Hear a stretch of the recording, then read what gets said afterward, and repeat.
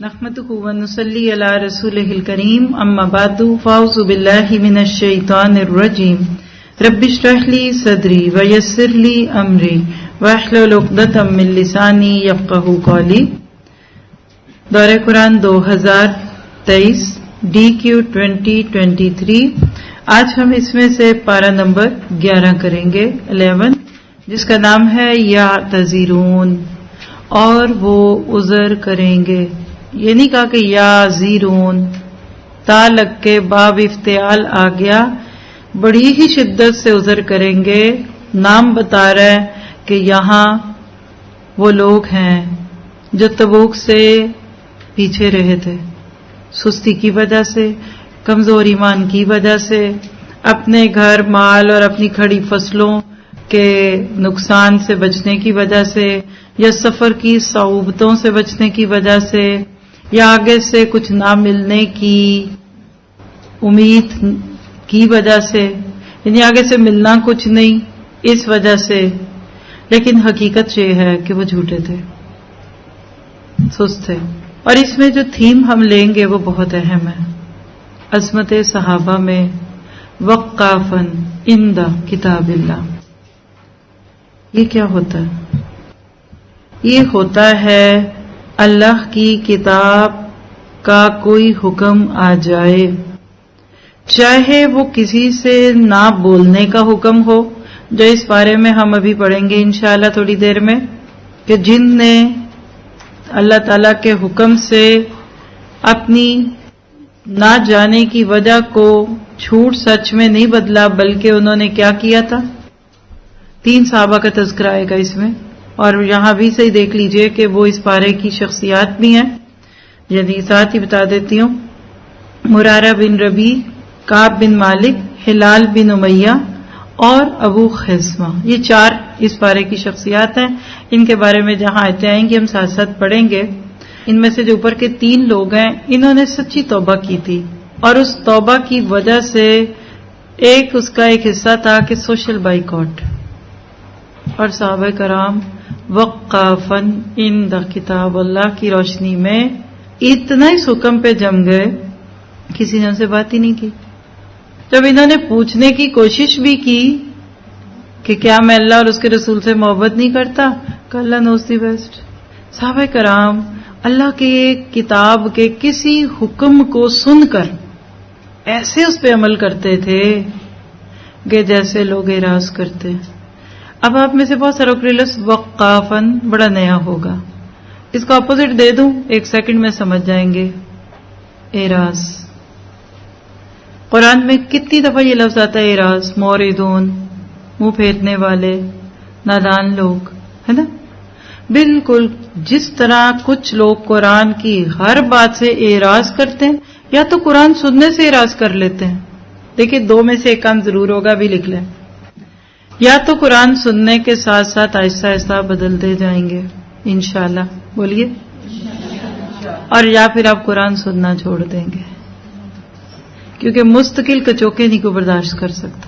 کچھ اگلے 11 پارے اب نہیں سنیں گے، معاف کرے مجھے اللہ اگر میں نے ان کا دل توڑا ہے.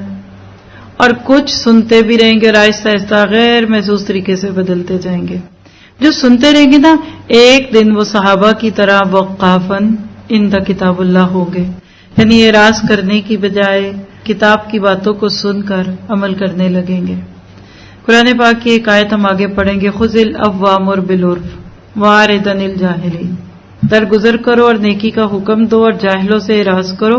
اور جب شیطان تمہیں کوئی وسوسہ دے دے، یعنی کوئی ایسی بات تمہارے سامنے آنے لگے، تو فاستعذ باللہ انہ سمیع علیم، پھر اللہ کی پناہ میں آ جاؤ، کیونکہ وہ سنتا بھی اور جانتا بھی ہے. اس آیت کے اندر یہ جو لفظ ہے نا وعارض عن الجاہلین، اس پہ ایک واقعہ آتا ہے.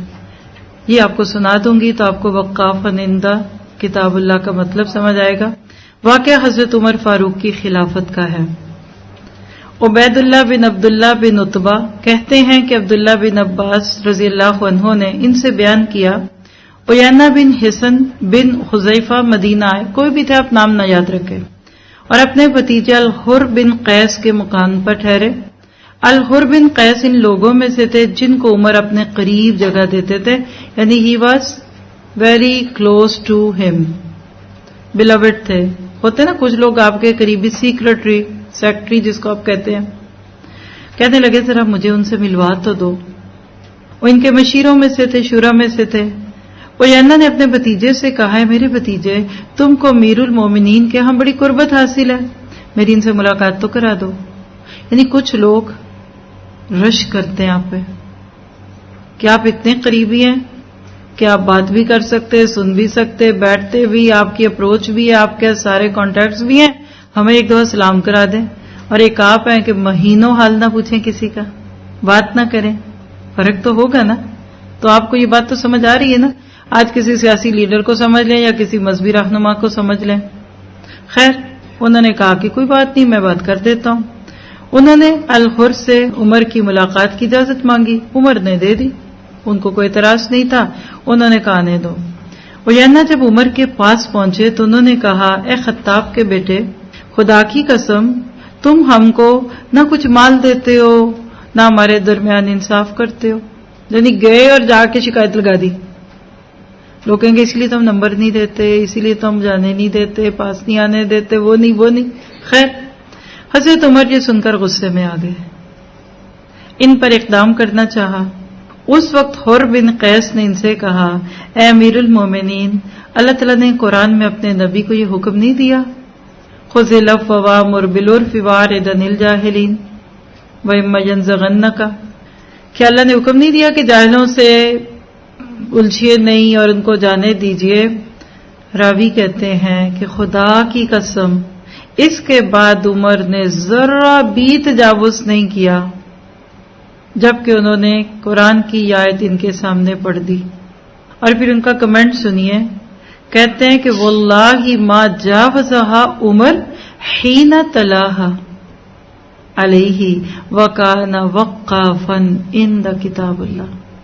اور عمر اللہ کی کتاب پر بہت زیادہ رک جانے والے تھے. یہ تھی رضی اللہ عنہم ورضوا عنہ بنانے والی صفت اصحاب رسول کی، کہ جہاں اللہ کی کتاب کی کوئی بات آ جاتی وہ وہی ایسے ہوتے جیسے ریڈ لائٹ پہ آپ رکتے ہیں، لکھ لیں اللہ کا حکم صحابہ کے لیے ریڈ لائٹ ہوتا تھا. سپیڈ پہلے ہی سلو کر لیتے تھے کیونکہ ان کو سمجھ آ رہی ہوتی تھی کہ یہ حکم ختم ہونے والا ہے، وہ وہاں رک جاتے تھے. اللہ کا حکم سامنے آتے ہی اپنے ہاتھ اور اپنی زبان، اپنے پاؤں کو بلا تاخیر روک لیتے تھے، ہینڈ بریک لگا لیتے تھے آپ کی میری زبان میں. ایک دلیل، ایویڈنس کہہ لیں، قرآن کی آیت بھی ہو سکتی ہے، سنت بھی ہو سکتی ہے، نبی کا عمل بھی ہو سکتا ہے، تقریر بھی ہو سکتی ہے، خاموشی بھی ہو سکتی ہے. ایک دلیل حق کی ان کے سامنے آتی، ان کے پاؤں کے اندر بیڑی بن جاتی تھی، وہیں رک جاتے تھے، خواہ اس کے پیچھے کوئی اور نہ ہو. ایسے کئی واقعات آپ کو میں نے پہلے بھی سنائے. میں حضرت عمر نے قانون بنا دیا 500 درہم سے زیادہ حق مہر نہیں لگانا، اور ایک عورت ادھر سے اٹھ کر آئی اور کہنے لگی عمر یہ آپ کو کس نے حق دیا؟ وقافا عند کتاب اللہ. فوراً واپس آئے، کہ آج کے بعد جو جتنا دیتا ہے دیتا رہے. حضرت عمر اپنے دور خلافت میں رات کو گشت کرتے تھے کہ میں اپنی عوام اور اپنی رعایا کا حال تو پوچھوں، بیچارے کس حال میں. ایک گھر کے اندر سے کسی عورت کے کچھ گنگنانے کی آواز آئی، کان لگائے تو وہ کسی مجاہد کی بیوی تھی جو اپنے شوہر کو مس کر رہی تھی. اگلے دن عمر نے پتہ کروایا تو پتہ کیا چلا کہ اس کا شوہر کئی ماہ سے سرحد پہ ہے، یعنی حکومت کی طرف سے جاب پہ، سیکورٹی پہ یا پولیس پہ، فوج میں تھا. اب اس بات پہ عمر کے اندر ارتعاش آیا، اپنی بیٹی حفصہ کو بلایا کیونکہ شرع میں شرم نہیں ہے. کہنے لگے کہ یہ تو بتا ایک عورت کتنی دیر تک اپنے مرد سے دور رہ سکتی؟ اشارہ تو اس کی جنسی طلب اور اس کی ایموشنل نیڈز کی طرف. تو کہنے لگی 4 ماہ. 4 ماہ کے بعد فطری طور پہ ایک عورت اس قرب کو پانا چاہتی ہے. اگلے دن عمر کا ممبر تھا اور ایک نیا لا پاس ہوا، کیا کہ آج کے بعد جو شادی شدہ مجاہد ہے اس کو سرحد پہ 4 ماہ سے زیادہ نہیں روکا جائے گا، اس کو واپس بھیجا جائے گا چھٹی پہ. یہ ہوتے ہیں وقافا عند. ایک عورت کے جذبات پہ عمر قانون بدل دے. وقافا عند کتاب اللہ. آج ہم کیسے ہیں؟ میں، انا، غصہ. آپ دیکھیں یہ اتنی بڑی خوبی ہے جس کا مظاہرہ صحابہ کرام کے ذریعے دنیا کے سامنے آیا. جب ایک بندے کے اندر غصہ بھڑک اٹھتا ہے نا، اور جب اس کے لیے میں کا مسئلہ پیدا ہو جاتا ہے نا، جیسے حضرت عمر کو غصہ تو آیا ہوگا نا، ایک بندے نے ان کے منہ پہ بیٹھ کے غلط بات کہنی شروع کر دی. تو ایسے وقت میں تو لوگ نہ دلیل سنتے ہیں، نہ بیوی کی بات سنتے ہیں، نہ ماں بہن کی بات سنتے. ایسے خون تر آتے ہیں آنکھوں میں کہ وہ پکڑ کے مارنا شروع کر دے. میں رک رک کے بولوں گی، آپ لکھنا چاہیں تو لکھ لیں. صحابہ کرام وہ لوگ تھے جن کو سخت ہیجانی صورت میں، ہیجان کہتے ہیں اسٹیمولیٹڈ، ہیجان برپا ہوتا ہے، غصہ، ارتعاش، ایموشنل. چلے ایموشن میں تو بندہ گناہ بھی کر دیتا ہے. جتنے غلط کام ہوتے ہیں عموماً ایموشنلی تو ہوتے ہیں. طلاقیں کتنی غصے میں نہیں ہوتی. یعنی صحابہ وہ لوگ تھے جن کو اپنے سخت سے سخت ایموشنل اپسیٹ کے دوران بھی قرآن کی صرف ایک آیت خاموش کروا دیتی تھی. اللہ کا حکم جب ان کے سامنے آتا تھا نا اس دنیا میں، تو وہ اس کو لفظی حکم نہیں سمجھتے تھے، وہ سمجھتے تھے ہمارے سامنے اللہ کھڑا ہے اپنی پوری قوت اور پوری طاقت کے ساتھ. کسی سے اختلاف پیدا ہونا اور اس کے ساتھ عدل کا رویہ برتنا یہ تو عام بات ہے، لیکن جو بندہ آپ کی انا پہ چوٹ لگائے اس کے مقابلے میں صبر کر لینا اور غصے میں بھڑکنے کی بجائے غصے پہ پانی ڈال دینا. کوئی آپ کی تحقیر کر رہا ہے، کوئی آپ کو ذلیل کر رہا ہے اور آپ اسے انتقام نہیں لے رہے. یہ تھے وہ درجے، وہ اوصاف کہ جس کے لیے رضی اللہ عنہ ورضوا عنہ تھے. صحابہ کرام اس کرائیٹیرین پہ پورے اترے. اس بارے میں انشاءاللہ آپ کو گاہے گاہے ساتھ ساتھ بتاتی جاؤں گی کہ صحابہ نے کیا کیا. بس ایک حکم کافی تھا، سٹاپ، قف. عربی میں کہتے ہیں قف، سٹاپ. قف، کھڑے ہو جاتے تھے. ہمارے ہاں تو فتوے، باتیں، دلائل، اجتہاد، اس نے یہ کہا، اس نے یہ کہا. یاد رکھیں اپنی زندگی کے اصول بنائیں. حدیث کے مقابلے میں کسی کا قول نہیں چلے گا، چاہے وہ کسی صحابی کا کیوں نہ ہو. اللہ تعالیٰ آپ کو مجھے ایسا ایمان دے. آگے اس بارے کے تھیم میں بھی ایک بڑی خوبصورت بات ہے جس کو انشاءاللہ وہ آیت آئے گی تو آپ کو ساتھ ہی لے کے چلوں گی. نوٹ کرنا چاہیں تو بھی نوٹ کر لیجئے. نیکی کرنا آسان، لیکن نیک بننا مشکل کیوں؟ کوئی بات واضح ہو رہی ہے؟ یہ جہاں آئے گا پارا پورا سنیے، پھر آپ کو ملے گا، کیونکہ آپ کو صرف شروع کا پارا نہیں سنانا، پورا پارا سنانا ہے. پارے کی دعا لے لیجئے. چونکہ سورۃ توبہ اور اس میں توبہ کا تذکرہ ہے تو استغفار سے متعلق ایک حدیث ہے جس میں ایک دعا بھی آتی ہے کہ نبی صلی اللہ علیہ وسلم کی یہ روایت ہے. کیا کہا آپ نے؟ من قال استغفر اللہ، استغفر اللہ الذی لا الہ الا هو الحی القیوم واتوب الیہ غفر له وان کان فر من الزحف. صحابی کہتے ہیں کہ اللہ کے نبی، یعنی غلام تھے اللہ کے نبی کے زید، ان سے روایت ہے انہوں نے کہا کہ میں نے اللہ کے نبی کو یہ فرماتے ہوئے سنا، جس نے استغفر اللہ الذی لا الہ الا هو الحی القیوم واتوب الیہ کہا، اس کے گناہ معاف کر دیے جائیں گے اگرچہ وہ میدان جنگ سے ہی کیوں نہ بھاگ گیا ہو، کبیرہ گناہ کا مرتکب ہوا ہو. تو اس پورے بارے میں انشاءاللہ ہم ان چیزوں کو دیکھتے رہیں گے. اب ہم چلتے ہیں سورۃ توبہ کی آیت 94 پہ. یہاں سے سورت کے اینڈ تک 129 ہے، اور اس کے بعد پھر اس بارے میں پوری سورت یونس اور پھر سورت ہود کی ابتدائی آیات ہیں. اعوذ باللہ من الشیطان الرجیم یعتذرون الیکم اذا رجعتم الیہم. پہلا رکوع ہے، آیت 94 سے 99 ہے. اللہ تعالیٰ اور آخرت پر ایمان کی کچھ باتیں ہیں، آئیے دیکھتے ہیں. یہ لوگ تمہارے سامنے عذر پیش کریں گے جب تم ان کے پاس جاؤ گے. آپ کہہ دیجئے کہ یہ عذر مت تراشو، ہم کبھی بھی تم کو سچا نہ سمجھیں گے، اور اللہ تعالیٰ تمہاری خبریں ہمیں دے چکا. کیا پتہ چلا کہ اب ہمارے سامنے سچے نہ بنو، اللہ تمہارے حال ہمیں بتا چکا اور آئندہ بھی اللہ تعالیٰ اور اس کا رسول تمہاری کارگزاری دیکھ لیں گے، پھر اسی کی طرف لوٹائے جاؤ گے جو پوشیدہ اور ظاہر سب کا جاننے والا ہے، پھر وہ تم کو بتا دے گا جو کچھ تم کرتے تھے۔ ہاں وہ اب تمہارے سامنے اللہ کی قسمیں کھائیں گے جب تم ان کے پاس واپس جاؤ گے، بس تم ان کو ان کی حالت پر چھوڑ دو، وہ لوگ بالکل گندے ہیں، ان کا ٹھکانہ دوزخ ہے، ان کاموں کے بدلے جو وہ کیا کرتے تھے۔ یہ اس لیے قسمیں کھائیں گے کہ تم ان سے راضی ہو جاؤ، اگر تم ان سے راضی ہو بھی جاؤ تو اللہ تعالیٰ سے فاسق لوگوں سے راضی نہیں ہوتا۔ ان آیات پہ ایک واقعہ ہے۔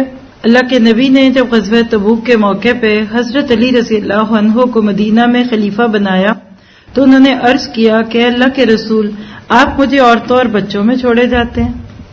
ذرا نوٹ کیجئے، یہ بھی ایک معاملہ تھا، کچھ پیچھے رہ رہے ہیں اور کوئی اپنے پیچھے رہنے کو کہتا ہے آپ مجھے عورتوں اور بچوں میں چھوڑ رہے ہیں۔ آپ نے فرمایا کہ کیا تم اس بات سے خوش نہیں ہوتے کہ تمہارا درجہ میرے پاس ایسا ہی ہو جیسے موسیٰ علیہ السلام کے پاس ہارون علیہ السلام کا تھا، لیکن میرے بعد کوئی پیغمبر نہیں آئے گا۔ یہ صحیح مسلم کی روایت ہے 1639 نمبر کی۔ تو کیا پتہ چلا، کچھ لوگ پیچھے رہتے ہیں اور کچھ پیچھے رہنے پہ پریشان ہوتے ہیں۔ آگے آیت 97، دیہاتی لوگ کفر اور نفاق میں بہت سخت ہیں اور ان کو ایسا ہی ہونا چاہیے کہ ان کو ان احکام کا علم نہ ہو جو اللہ تعالیٰ نے اپنے رسول پر نازل فرمائے ہیں، اور اللہ تعالیٰ بڑا علم والا، بڑی حکمت والا ہے۔ اور ان دیہاتیوں میں سے بعض ایسے بھی ہیں جو کچھ خرچ کرتے ہیں اس کو جرمانہ سمجھتے ہیں، اور تم مسلمانوں کے واسطے برے وقت کے منتظر رہتے ہیں، برا وقت ان پر آ ہی پڑنے والا ہے، اور اللہ سننے والا جاننے والا ہے۔ اور بعض اہل دیہات میں ایسے بھی ہیں جو اللہ تعالیٰ پر اور قیامت کے دن پر ایمان رکھتے ہیں، اور جو کچھ خرچ کرتے ہیں ان کو عند اللہ قرب حاصل کرنے کا ذریعہ اور رسول اللہ صلی اللہ علیہ وسلم کی دعا کا ذریعہ بناتے ہیں۔ یاد رکھو کہ ان کا یہ خرچ کرنا بے شک ان کے لیے قربت کا سبب ہے، یعنی موجب قربت ہے۔ ان کو اللہ تعالیٰ ضرور اپنی رحمت میں داخل کرے گا۔ اللہ تعالیٰ بڑی مغفرت والا، بڑی رحمت والا ہے۔ اللہ اکبر کبیرہ۔ کیسے اللہ تعالیٰ ہمیں ان آیات میں صحابہ میں سے خاص طور پہ اب کچھ لوگ ایسے کہ جن کا تعلق باہر مدینہ کے سبب سے تھا نا، ان کی بات پیش کر رہے ہیں۔ آپ دیکھیے کہ مدینہ کی بستی کے ارد گرد چھوٹے چھوٹے علاقے تھے، تو عام طور پہ جو دیہاتی لوگ ہوتے ہیں نا، ان کا علم نہیں ہوتا، دیکھنے میں ہمیں وہ غریب لگتے ہیں اور غریب ہونے کی وجہ سے ہم ان کو بڑا نیک سمجھتے ہیں، حالانکہ ہمیشہ ایسا نہیں ہوتا۔ شعور کی کمی کسی کی بھی برداشت نہیں ہوگی، چاہے وہ شہر میں رہے یا گاؤں میں، پیسے والا ہو یا غریب ہو۔ تو اللہ تعالیٰ نے ان ساری آیات میں عذر کرنے، بہانے کرنے والوں کی بات کر کے کچھ اور چیزیں ہمارے سامنے رکھ دیں، اور وہ کیا تھی کہ کس طریقے سے لوگوں کے ساتھ معاملہ کیا جائے گا، اور ان کی باتوں میں سے کس کی بات کو قبول کیا جائے گا اور کس کی بات کو قبول نہیں کیا جائے گا۔ اب سوال یہ ہے کہ اللہ تعالیٰ اتنا کھول کھول کے بیان کرے فلاں منافق فلاں نہیں، تو اب آپ کو مجھے تو سرٹیفکیٹ مل گیا ہے نا لوگوں کو منافق کہنے کا۔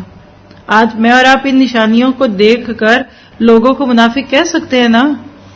ایک منافق نام کا سٹیکر بنا لیں، سٹیمپ دیں، نہیں کر سکتے، کیونکہ وہی کا تار ٹوٹ چکا ہے۔ لکھیے یہ بات، کیونکہ آج ہمارے کلچر میں لفظ کافر اور منافق بے دریغ استعمال ہوتا ہے۔ اللہ کے نبی کے ذریعے جس بات کی خبر ہو گئی تھی تو ہو گئی تھی، اب آپ اور میں نہیں کر سکتے۔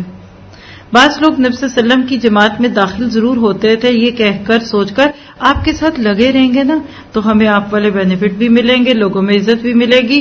ان آیات میں اللہ تعالیٰ نے ان کو یہ پیغام دے دیا کہ جنت کسی کو ذاتی عمل کی بنیاد پہ ملتی ہے، کسی گروہ میں داخل ہونے سے نہیں ملتی۔ منافق سب کے ساتھ مسلمانوں کی جماعت میں رہتے، نماز روزہ بھی کرتے، اس کے باوجود وہ جہنمی ہے، کیونکہ قربانیوں اور ہجرتوں کے بغیر جو نماز اور روزہ ہوتا ہے وہ بھی قبول نہیں ہوتا، اور خاص طور پہ جب حالات تبوک جیسے آنے لگے۔ اور اصل بات یہ ہے کہ جس کے دل میں ایمان کا دیا جل گیا، آہستہ آہستہ انشاءاللہ وہ پورے کا پورا روشن ہوگا، لیکن جہاں نفاق کا ایک کیڑا آئے گا تھوڑے دن بعد ساری ٹوکری کے سیب جو ہے وہ خراب ہو جائیں گے۔ اور یہاں عرابیوں کی بات ہے تو ہماری ماسیاں، ہماری میڈز، وہ بھی انسان ہیں، ان کی بھی ہدایت کی فکر کیجیے. وہ لوگ جو ہمارے لیے اتنی سہولتیں کریں، صبح بیچاریاں 8-9 بجے آ کر گھر میں سے نکل کر شام تک آپ کے ساتھ رہیں. آپ کے مالی بابے، آپ کے ڈرائیور سارا دن دھوپ میں بیٹھے آپ کا انتظار کریں کب بیگم صاحبہ باہر نکلیں اور وہ گاڑی لا کر دروازہ کھولیں. کیا ان کو اس کتاب کی ضرورت نہیں؟ ان کو ہدایت کی ضرورت نہیں؟ ان کا وقت کتنا قیمتی ہے. اپنی میڈز اور ایک BCD گھروں میں 1-2 تو ہوتی ہے نا. کوئی کسی بھی جگہ، آپ کسی آفس میں ہیں، وہاں آپ کے ساتھ کوئی ڈور مین ہے، کوئی چائے پانی بنانے والا ہے، کسی بھی طرح ان کی ہدایت کا ذریعہ بن جائے. آپ کے پاس آ کر ان کو صرف نوٹ نہ ملے، کپڑے نہ ملے، دولت نہ ملے، وہ تو ہم ان کو ان کی محنت کا دیتے ہیں. اور آپ یہ ایک لمیٹڈ ہی دیں گے نا، جو آپ کے ہینڈ میں ہے، جو آپ کر سکتے ہیں. کیا ہم فری میں نہیں دے سکتے؟ آپ کہتے ہیں کہ باہر کی دنیا میں جو میڈس ہیں نا وہ پر آور چارج کی جاتی ہیں.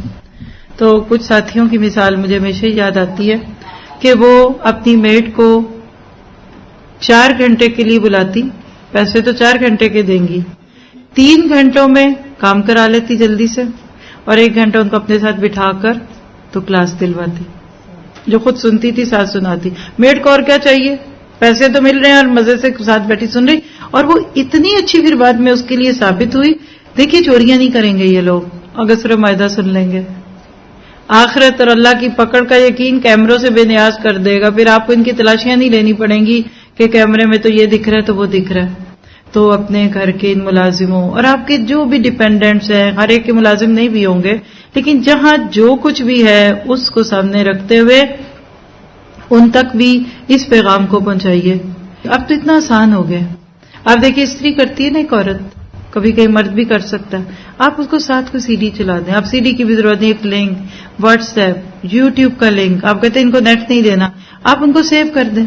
آپ ان کو کسی گروپ میں ڈال دیں، اپنے نیٹ سے یوز کرا کے وہ سب ڈاؤن لوڈ کرا دیں انہیں کہ اچھا آج کے کپڑوں کے دوران تم نے یہ ایک فائل سن کے آنا ہے. پھر اس سے 2-4 سوال جواب بھی کر لیجئے. کیا پتا کہ ہمارے بچے تو نہ ہماری سنیں اور یہ سن لیں. بہرحال صحابہ اور منافقین کا ایک فرق آپ کے سامنے ہے، کیونکہ اس صورت میں آپ یہ بالکل پیک پہ آیا ہوا ٹاپک ہے. صحابہ عذر نہیں کرتے تھے، منافق عذر بہانوں میں ماہر تھے. مردو کا لفظ آئے گا آگے. تاک چار، ایک ہوتا ہے نا چور، بڑا کچا چور ہوتا ہے، پکڑا جاتا ہے. کچھ بڑے ہوشیار ہوتے ہیں، ہاتھ کی صفائی سے چوری کر جاتے ہیں. منافق تاک تھے چوری میں، ایمان کی چوری تھی ان کی. پھر صحابہ جھوٹی قسمیں نہیں کھاتے تھے، منافق ہر بات پر جھوٹی قسم کھاتے تھے. صحابہ کرام کے لیے اللہ تعالیٰ کی رضا مقدم تھی، منافقین لوگوں کی خوشی کو ترجیح دیتے تھے. صحابہ نرم خو اور حدود اللہ سے باخبر تھے، جبکہ منافقین سخت دل اور حدود اللہ سے بے خبر تھے. یہ پوری 94 سے 99 آیات کا خلاصہ آپ کو مل گیا. اللہ کی رضا پانے والے اعمال اس میں سے جو آپ کے میرے اپنے لیے ہیں، آیتوں کے ساتھ آپ کے سامنے لکھے ہوئے ہیں. اللہ اور آخرت کے دن پر ایمان لانا ہے، اللہ کی راہ میں خرچ کرنا ہے، بہانے نہیں بنانے، انسانوں کو راضی کرنے کے لیے قسمیں نہیں کھانی، کفر اور نفاق سے بچنا ہے اور اللہ کی حدود کو جاننا ہے. اللہ ہمیں اس کی توفیق دے. آگے عجیب خوبصورت ترین حصہ اس بارے میں سے 100 سے 110 آیات. رکوع نمبر 2 ہے وَالسَّابِقُونَ الْأَوَّلُونَ مِنَ الْمُهَاجِرِينَ، اور اس کا ٹاپک ہے کہ ہم نے بھی سابقون الاولون بننے کی کوشش کرنی ہے. اور جو مہاجرین اور انصار سابق اور مقدم ہیں، یعنی آگے بڑھنے والے، فرسٹ ون، اور جتنے لوگ اخلاص کے ساتھ ان کے پیروکار ہیں، یہ ہیں تابعین. اللہ ان سب سے راضی ہوا اور وہ سب اس سے راضی ہو گئے. یہ ہے آپ کے سال کے دورہ قرآن کی مین تھیم آیت، رضی اللہ عنہم ورضوا عنہ. اور اللہ نے ان کے لیے ایسے باغ مہیا کر رکھے جن کے نیچے نہریں جاری ہوں گی، جن میں وہ ہمیشہ رہیں گے. یہ بہت بڑی کامیابی ہے. دعا کیجیے اللہ آپ کو مجھے یہ کامیابی دے دے. اور جو کچھ تمہارے گرد و پیش والوں میں اور کچھ مدینے والوں میں ایسے منافق ہیں کہ نفاق پر اڑے ہوئے ہیں، یعنی ضد میں آ چکے ہیں. آپ ان کو نہیں جانتے، ہم ان کو جانتے ہیں. ہم ان کو دوہری سزا دیں گے، پھر وہ بڑے بھاری عذاب کی طرف بھیجے جائیں گے. اور کچھ اور لوگ ہیں جو اپنی خطا کے اقراری ہیں، جنہوں نے ملے جلے عمل کیے تھے، کچھ بھلے اور کچھ اچھے برے. آپ بتائیے کون ہے؟ یہ میں ہوں، یہ ہم ہیں. اللہ اکبر. ابھی بتاتی ہوں تھوڑی دیر میں. اللہ سے امید ہے کہ ان کی توبہ قبول فرمائے. بلا شبہ اللہ بڑی مغفرت والا، بڑی رحمت والا ہے. آپ ان کے مالوں میں سے صدقہ لیجئے جس کے ذریعے سے آپ ان کو پاک صاف کر دیں، اور ان کے لیے دعا کیجئے. بلا شبہ آپ کی دعا ان کے لیے اطمینان کا سبب یعنی موجب اطمینان ہے، اور اللہ تعالیٰ خوب سنتا، خوب جانتا ہے. کیا ان کو یہ خبر نہیں کہ اللہ ہی اپنے بندوں کی توبہ قبول کرتا ہے اور وہی صدقات کو قبول فرماتا ہے، اور یہ کہ اللہ ہی توبہ قبول کرنے میں کامل اور بہت رحیم ہے. کہہ دیجئے کہ تم عمل کیے جاؤ، تمہارے عمل اللہ خود دیکھ لے گا، اور اس کا رسول اور ایمان والے بھی دیکھ لیں گے. اور ضرور تم کو اسی کے پاس جانا ہے جو تمام کھلی اور چھپی تمام چیزوں کو جاننے والا ہے. بس وہ تمہارا کیا کرایا تم کو بتلائے گا. اور کچھ اور لوگ ہیں جن کا معاملہ اللہ کا حکم آنے تک ملتوی ہے، ان کو سزا دے گا یا ان کی توبہ قبول کرے گا. اور اللہ تعالیٰ خوب جاننے والا ہے، بڑا حکمت والا ہے. اور بعض ایسے ہیں جنہوں نے ان اغراض کے لیے مسجد بنائی کہ ضرر پہنچائیں اور کفر کی باتیں کریں اور ایمانداروں میں تفریق ڈال دیں، اور اس شخص کے قیام کا سامان کریں جو اس سے پہلے سے اللہ اور رسول کا مخالف ہے، اور قسمیں کھائیں گے کہ سوائے بھلائی کے ہماری کوئی اور نیت نہ تھی، اور اللہ گواہ ہے کہ وہ بالکل جھوٹے ہیں. دیکھیں ان کے جھوٹے ہونے پہ اللہ کی گواہی ہے. آپ ان میں کبھی کھڑے نہ ہوں، البتہ جس مسجد کی بنیاد اول دن سے تقوی پر رکھی گئی ہے وہ اس کے لائق ہے کہ آپ اس میں کھڑے ہوں. اس میں ایسے لوگ ہیں یعنی آدمی کہ وہ خوب پاک صاف ہونے کو پسند کرتے ہیں، اور اللہ خوب پاک ہونے والوں کو پسند کرتا ہے. پھر آیا ایسا شخص یعنی پھر کیا ایسا شخص بہتر ہے جس نے اپنی عمارت کی بنیاد اللہ سے ڈرنے پر اور اللہ کی خوشنودی پر رکھی ہو، یا وہ شخص کہ جس نے اپنی عمارت کی بنیاد کسی گھاٹی کے کنارے پر کہ جو کہ گرنے ہی کو ہو رکھی ہو، پھر وہ اس کو لے کر آتش دوزخ میں گر پڑے. اور اللہ تعالیٰ ایسے ظالموں کو سمجھ ہی نہیں دیتا. ان کی یہ عمارت جو انہوں نے بنائی ہمیشہ ان کے دلوں میں شک کی بنیاد پر کانٹا بن کر کھٹکتی رہے گی. ہاں مگر ان کے دل ہی اگر پاش پاش ہو جائیں تو خیر. اور اللہ تعالیٰ بڑے علم والا، بڑی حکمت والا ہے. بہت ہی خوبصورت رکوع ہے. آپ نے رکوع کے بالکل شروع میں ہی آیت 100 میں اور اس کے بعد 110 سے 2 میں تابعین اور صحابہ کرام میں سے بہترین گروہ مہاجرین اور انصار کا تذکرہ دیکھا. یعنی اس میں اللہ تعالیٰ نے صحابہ اور تابعین کی تحسین یعنی تعریف فرمائی ہے.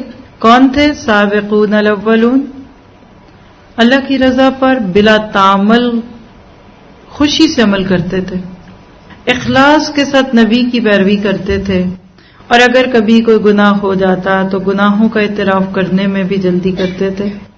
آیت 102 کی شان نزول میں ایک واقعہ ہے. ابو لبابہ کے بارے میں یہ آیت نازل ہوئی جب انہوں نے بنو قریظہ سے کہا تھا کہ یہ ذبح کی جگہ ہے، اور ہاتھ سے اپنے حلق کی طرف اشارہ کیا. پیچھے بھی ایک آیت ان سے متعلق آپ کو دی تھی، دونوں ہی آتی ہیں تفاسیر میں، آپ کوئی بھی لے لیجئے. ابن عباس کہتے ہیں کہ وآخرون سے مراد ابو لبابہ اور ان کے اصحاب کی جماعت ہے جو غزوہ تبوک میں شرکت جہاد سے پہلو تہی کیے تھے. اور جب اللہ کے نبی غزوہ تبوک سے واپس ہوئے تو ان لوگوں نے اپنے آپ کو مسجد کے ستونوں سے باندھ لیا اور قسم کھا لی تھی کہ جب تک رسول اللہ ہمیں خود نہ کھولیں ہم نہ کھولے جائیں گے. اور جب یہ آیت وآخرون اعترفوا بذنوبہم نازل ہوئی تو اللہ کے نبی نے ان کو کھول دیا اور ان کا جنگ سے کوتاہی کا قصور معاف کر دیا. یہ تفسیر ابن کثیر سے آپ خود بھی پڑھ سکتے ہیں. اسی طرح صحیح بخاری کی ایک روایت ہے 6309، اللہ کے نبی نے فرمایا کہ اللہ اپنے بندے کی توبہ سے تم میں سے اس شخص سے بھی زیادہ خوش ہوتا ہے جس کا اونٹ مایوسی کے بعد اچانک اسے مل گیا ہو، حالانکہ وہ ایک چٹیل میدان میں گم ہوا تھا. اور اس میں حقیقت میں آپ کو وہ کردار ملیں گے جس میں سے اس پارے کے 3 ہیروز مرارہ بن ربی اور کعب بن مالک اور ہلال بن امیہ آتے ہیں. سورۃ توبہ کی آیت 106 ان 3 صحابہ کرام کی کہانی پہ ہے. ہم جب ان سب کے قصے پڑھتے ہیں تو ہمیں تو یقین ہی نہیں آتا کہ ہم بھی اسی اللہ کے سامنے جواب دیں جدھر ان کو پیش کیا جانا. یہ بھی اسی جنت میں جانے کے خواہش مند ہے جس میں ہم نے جانا. ہوا کیا تھا؟ آپ اس میں مہاجرین اور انصار سے متعلق بات تو پیچھے سن ہی چکے تھے، لیکن یہاں تو یہ وہ لوگ ہیں کہ جن سے تبوک چھٹ گیا، گویا کہ ان سے جنت چھٹ گئی. لکھیے کبھی کبھی نیکی کا ایک موقع چھٹتا ہے تو جنت چھٹ جاتی ہے. بھلا کیسے؟ یہاں تو اتنا سفر نہیں لوگ کرتے نا، ٹرینوں پہ، بسوں پہ، لوکل ٹرانسپورٹ نہیں ہوتی. چلیے جہاز پہ کبھی سفر کیا ہو، صرف 5-10 منٹ کے ڈیلے کی وجہ سے فلائٹ چھٹ گئی. شارع فیصل پہ رش تھا، ملیر کینٹ میں پھنسے ہوئے تھے، بس 1-2 موڑ تھا اور پھر ٹائم ختم ہو گیا. کتنا افسوس. حالانکہ زیادہ سے زیادہ کیا ہے، وہ فلائٹ نہیں ملی، اگلی مل جائے گی، شاید کمپنسیٹ ہی کر دے، اور نہیں ہے تو اگلی ٹکٹ لے لیں گے آپ. لکھیے اگر کسی ایک نیکی سے پیچھے رہنے کی وجہ سے میری جنت کی فلائٹ مس ہو گئی تو کیا ہوگا؟ وہاں کیا ہوگا؟ صحابہ کرام کو جو رضی اللہ عنہ کا یہ ٹائٹل مل رہا ہے، اس میں یا تو وہ مہاجر بننے کی بنیاد پہ ملا تھا یا انصار بننے کی قیمت پہ ملا تھا. وہ یکسو تھے، وہ فوکس تھے، انہوں نے ہر موقع پہ لبیک کہا تھا. وسائل تھے تو اللہ کے لیے پیش کر دیے، اور اگر مسائل تھے تو اس کو خود حل کرنے کی کوشش کی. صحابہ کرام اول دور میں تو ایسے تھے ہی، اس کے بعد کے تابعین اور اس کے بعد پھر تبع تابعین میں خیر القرون قرنی، پھر ثم الذین یلونہم، پھر اس کے آگے آگے یہ ایمان کی شمع دھیمی ہوتی گئی. لیکن اللہ کے نبی صلی اللہ علیہ وسلم کے دور میں کچھ لوگ ایسے تھے کہ جو پیچھے تو رہتے تھے لیکن پھر آگے بڑھ جاتے تھے. اور جو رضی اللہ عنہم کی بات ہے نا، اللہ نے ان کو کچھ ایسے حالات سے گزارا کہ جس کے بعد ان کا وہ گناہ معاف ہو گیا. آپ اس سورت توبہ کے بالکل اب آخری پورشن میں مختلف طبقات سے ملنے والے ہیں. اب دیکھیے کہ کچھ لوگ ایسے ہوتے ہیں ان کی طبیعت میں شر نہیں ہوتا، معمول کے مطابق دینی عمل بھی کرتے ہیں، 1 2 3 کر کے لکھتے جائیں، عام کام کریں گے، لیکن جب دین کا کوئی ایسا تقاضا سامنے آتا ہے جس کی چوٹ ان کی زندگی پہ پڑتی ہے، اپنا کچھ چھوڑنا پڑتا ہے، کوئی گیٹ اپ چھوڑنا پڑتا ہے، کوئی اپنے زندگی، مال، وقت، اپنے اسٹیٹس سے پیچھے ہونا پڑتا ہے، تو یا تو قوت فیصلہ میں کمزوری ہوتی ہے یا دنیا میں مشغولیت، جس کی وجہ سے وہ دین کے رستے میں اپنا حصہ ادا نہیں کر پاتے، تو رکاوٹ بن گئی. ایسے لوگ قصوروار تو ہوتے ہیں، لیکن ان کا قصور اس وقت معاف کر دیا جاتا ہے جبکہ یاد دہانی کے بعد وہ غلطی کا اعتراف کر لے اور شرمندگی کے ساتھ دوبارہ دین کی طرف لوٹ آئیں. اور یاد رکھیے کہ کسی کو آپ غلطی کا احساس دلائیں اور وہ اعتراف اور کر لے اور شرمندہ ہو، اس سے پتہ چلتا ہے کہ ان کے اندر خیر ہے. وہ احساس گناہ کو دھونے کے لیے پھر اپنا کچھ محبوب مال یا اس کا کچھ حصہ اللہ کے راستے میں پیش کرتے ہیں کہ اللہ ہمارا یہ مال قبول کر لے. نبی کو لا کر دے دیتے تھے تاکہ ان کے اندر کا جو گلٹ تھا نا، نیکی سے پیچھے رہنے کا، وہ دور ہو جائے. جیسے کعب بن مالک نے توبہ کی قبولیت کے بعد اللہ کے نبی سے کہا تھا میں اپنا سارا مال اللہ کے راستے میں دینا چاہتا ہوں، کیونکہ آج کے دن سے بڑی خوشی مجھے زندگی میں کبھی نہ ملی. تو پتہ کیا چلا کہ اللہ کے ہاں اصل برائی کسی بندے کی غلطی کرنا نہیں ہے، غلطی پہ قائم رہنا ہے. اور جو غلطی کرنے کے بعد اس کی تعویلیں ڈھونڈے گا وہ برباد ہوگا، اور جو غلطی کا اعتراف کرے گا وہ اپنی اصلاح بھی کرے گا اور رضی اللہ عنہ ورضوا عنہ کے گروہ میں شامل ہو جائے گا. جب غلطی ہوتی ہے نا، اس کے بعد 2 پاسبلٹیز ہوتی ہیں، 2 پاسبلٹیز. ایک یہ کہ وہ بندہ غلطی کر کے اعتراف کر لے، کنفیس کر لے، اور دوسرا یہ کہ اور سخت ہو جائے، سٹبن، ڈھیٹ پن. جو غلطی پہ اعتراف کر لے گا اس کے اندر تواضع آئے گی، اس پہ اللہ کی اور زیادہ رحمتیں ہوں گی. اور جو سخت ہو جائے گا گویا کہ اللہ کے غضب کے رستے پہ جائے گا. وہ اپنے آپ کو بے گناہ ثابت کرنے کے لیے جتنی مرضی جھوٹی تعویلیں کر لے، بلکہ وہ کہتے ہیں نا ایک جھوٹ کو چھپانے کے لیے 100 جھوٹ بولنے پڑتے ہیں. اسی طرح ایک غلطی کو نبھانے کے لیے بہت سی غلطیاں کرتا رہے گا. اسی لیے پہلا شخص اللہ کی رحمتوں میں ہوگا اور دوسرا اللہ کی سزا میں ہوگا. ہم نے اس میں جن لوگوں کے بارے میں پڑھا ہے ان میں کعب بن مالک اپنا یہ قصہ سناتے ہیں. وہ کہتے ہیں کہ میں خوشحال تھا، بلکہ آپ پڑھیے، آپ رحیق مختوم کھول لیجئے یا تجلیات نبوت یا کوئی بھی تفسیر کی بک کھول کر ان آیتوں میں قصہ پڑھے. اور مجھے جو فیورٹ لگتا ہے وہ بخاری میں سے کعب بن مالک کی 3 بڑے بڑے صفوں پہ یہ قصہ ہے، اس کو پڑھ لیجئے.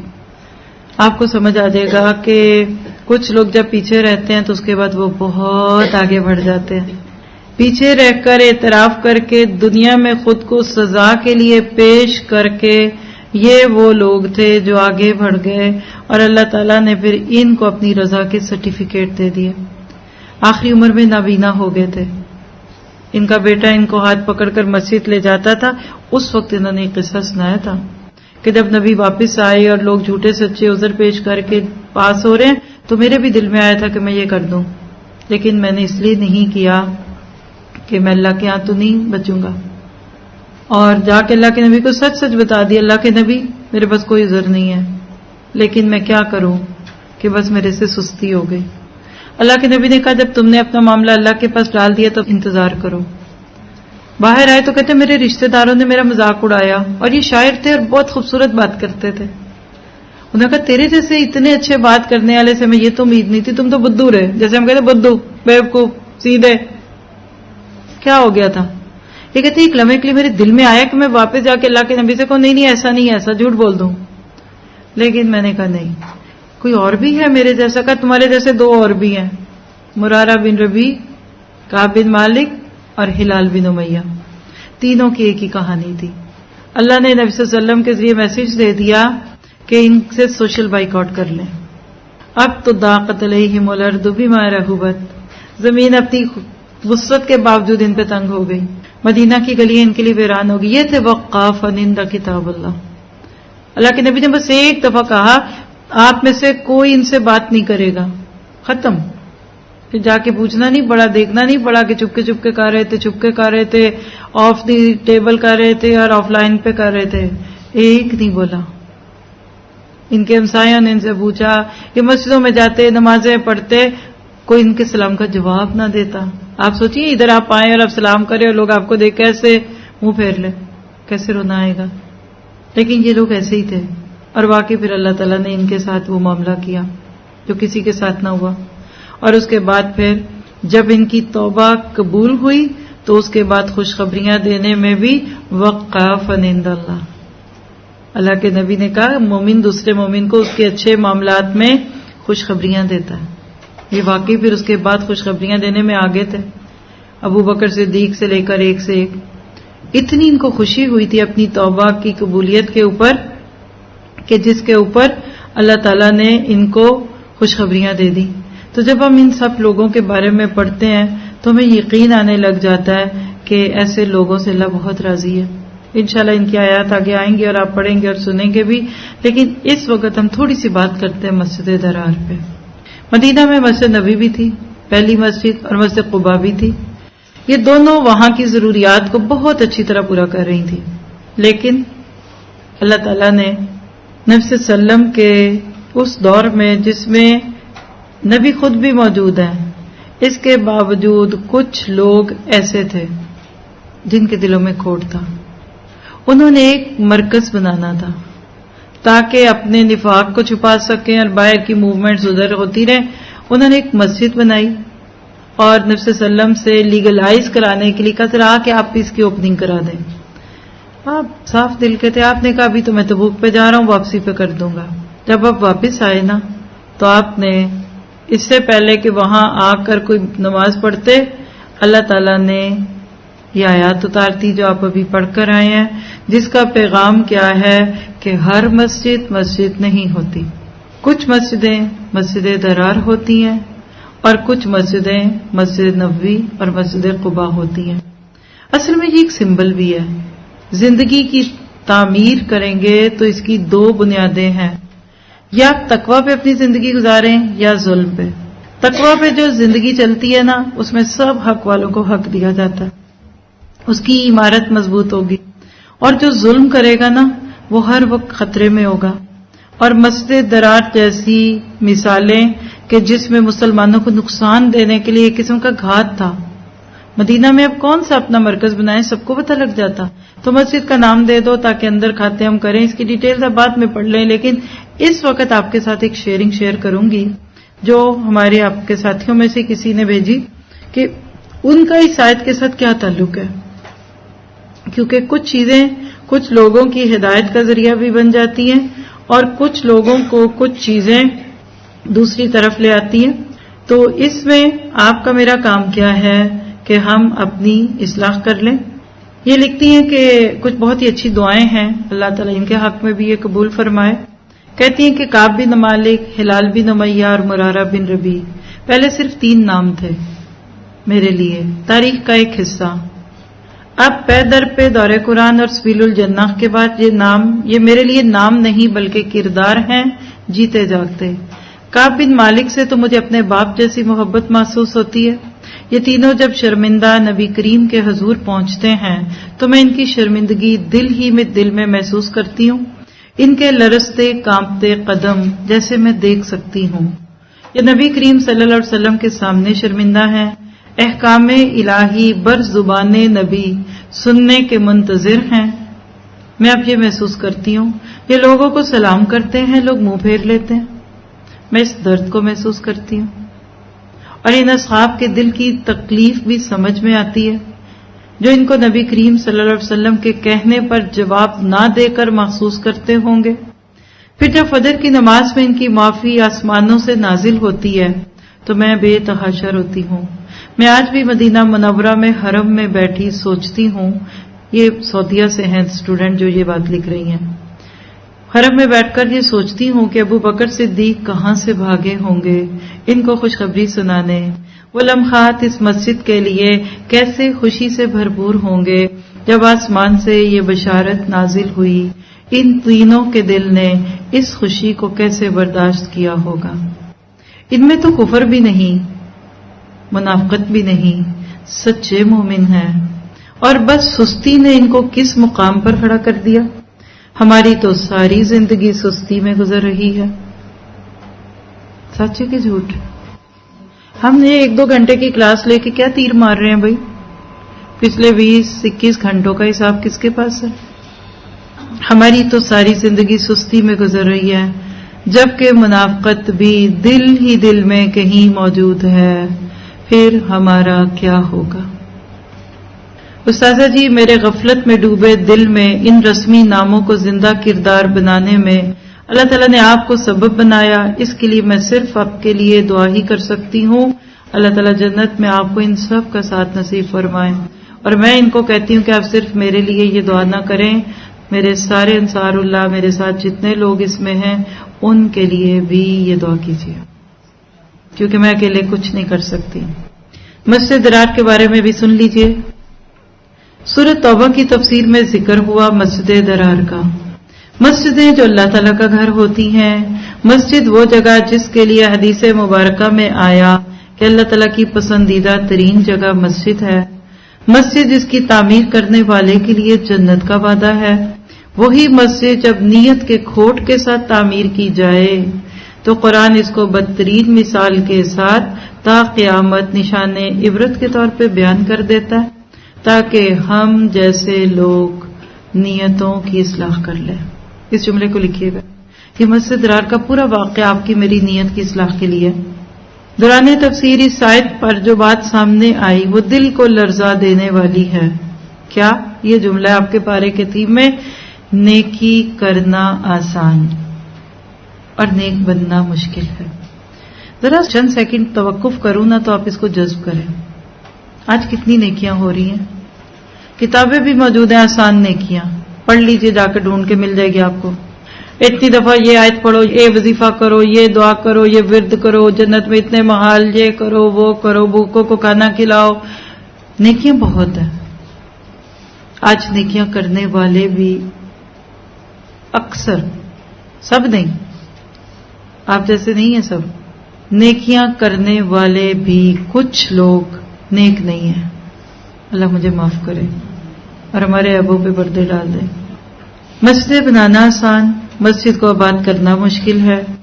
رمضان میں نیکی کرنا آسان اور بقایا 11 ماہ خود کو واقعتاً نیک بنا کر رکھنا مشکل ہے. بات دل کو لگ رہی ہے کچھ نہ کچھ؟ ہاں رمضان میں ہم کتنے نیک ہو جاتے ہیں، بعد میں کیا ہوگا؟ عید کی پارٹیوں میں کیا ہوگا؟ رمضان کے بعد کی شادیوں میں، مہندیاں اور اپٹن اور کنسرٹس میں کیا ہوگا؟ رمضان میں نیکی کرنا آسان اور بقیہ 11 ماہ خود کو واقعتاً نیک بنا کر رکھنا مشکل ہے۔ صدقہ دینا آسان، لیکن اس صدقے کی حفاظت مشکل ہے۔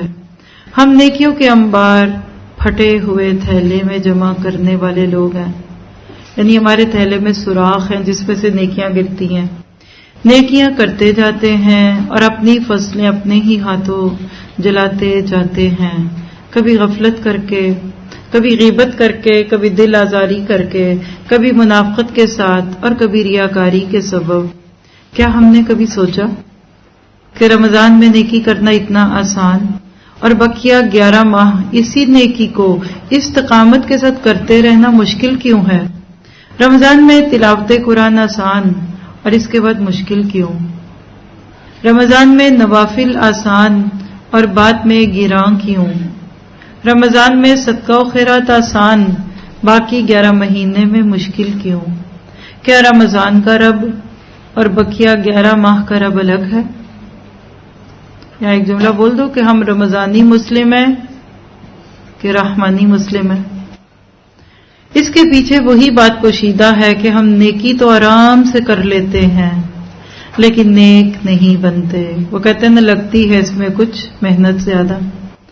جب ہی پہلی شوال کے چاند کے ساتھ ہماری نیکیوں کا تھیلا اگلے رمضان تک بند ہو جاتا ہے، قرآن شیلف میں سجا دیے جاتے ہیں اور مٹھیاں کس کے بند ہو جاتی ہیں، پھر فی سبیل اللہ ہم سے پیسے نہیں نکالے جاتے، اور اس سے بھی زیادہ افسوس کی بات کہ ہمارے تھیلے پھٹے ہوئے ہیں، ہم اپنی جمع کی ہوئی نیکیاں ہر گزرتے دن کے ساتھ گراتے چلے جاتے ہیں اور ہمیں خبر بھی نہیں ہوتی۔ اگر ہم خود سے سوال کریں کہ ہم نیک کیوں نہیں بنتے، اس کا آسان سا جواب یہ ہے کہ ہماری نیتوں کی درستگی کی ضرورت ہے۔ ہم رمضان کے رب کی عبادت کرتے ہیں اور 11 ماہ کے رب کو الگ سمجھتے ہیں۔ ہمارے ذہن میں 1 مہینہ نیکیاں کر لینا کافی ہے، اور اس تمام سوچ کے اندر جو بیج موجود ہے اس بیج میں تقوی موجود نہیں۔ کوشش کیجئے کہ جو گنتی کے چند دن باقی رہ گئے ہیں اس میں نیکیاں نہیں کریں۔ ہیں یہ کیا کہہ دیا؟ ان میں نیکیاں نہیں کریں بلکہ ان میں نیک بننے کی سچی کوشش کریں، اور اللہ تعالیٰ آپ کا حامی و ناصر ہو۔ کیا اس دور قرآن سے آپ کو اس میں مدد مل رہی ہے؟ کتنے لوگ ہیں جو گواہی دیں گے کہ یہ رمضان آپ کو نیکیاں کرنے سے زیادہ نیک بننے پہ مائل کر رہا ہے؟ ہم نے کیا سیکھا؟ سستی اور تساہل سے بچنا ہے اور توبہ کرنے میں جلدی کرنی ہے۔ ہم کمزور ہیں، ہم سے غلطیاں ہوں گی، اس لیے جہاں سستی ہو گئی، لتھارجک ہو گئے، ڈیلی ڈیلی کا شکار ہو گئے، فوراً کہہ دے ربنا ظلمنا انفسنا وان لم تغفر لنا وترحمنا لنکونن من الخاسرین۔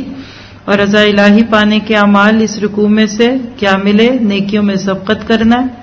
ہجرت کا موقع ہے تو ہجرت کرنی ہے، انصار اللہ بننے کا موقع ہے تو انصار اللہ بننا ہے، تزکیے کا کام کرنا ہے، اللہ کی رضا پر مساجد اور مدارس کی بنیادیں رکھنی ہے اور بنیادیں بننا ہے، پاک رہنا ہے، توبہ کرنی ہے، صدقہ و خیرات کرنا ہے، اور جو نیکیاں کریں اس کو کافی نہیں سمجھنا۔ اللہ تعالیٰ آپ سے مجھ سے راضی ہو۔ یہ تھا جی آج کا حصہ، پورے آج تک کے اس حصے پہ بھاری ہے جو ہم پڑھ چکے۔ سبحان ربک رب العزت عما یصفون وسلام علی المرسلین والحمد للہ رب العالمین۔ السلام علیکم ورحمۃ اللہ وبرکاتہ۔